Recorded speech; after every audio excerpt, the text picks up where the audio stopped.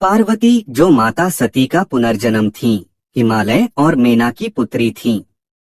सती ने अपने पिछले जन्म में भगवान शिव से विवाह किया था, लेकिन अपने पिता दक्ष के यज्ञ में अपमान के कारण आत्मदाह कर लिया था।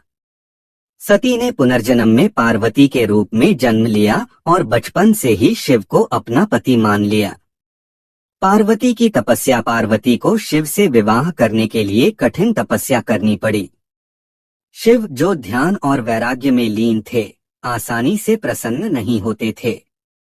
पार्वती ने वर्षों तक कठोर तप किया। वे जंगल में रहती थीं, केवल फल और पत्ते खाती थीं और बाद में केवल हवा पर निर्भर रहीं।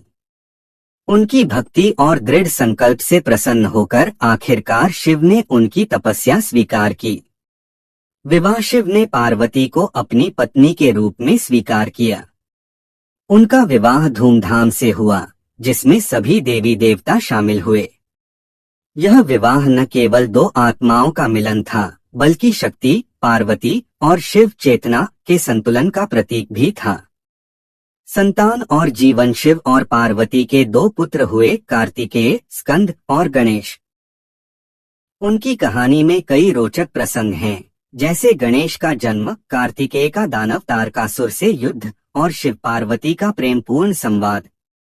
प्रतीकात्मक महत्व शिव और पार्वती की कहानी यह सिखाती है कि सच्ची भक्ति और प्रेम से असंभव को भी प्राप्त किया जा सकता है।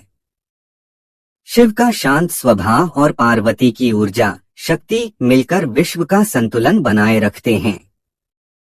उनकी कहानी भक्ति, तप और परिवार के महत्व को दर्शाती है।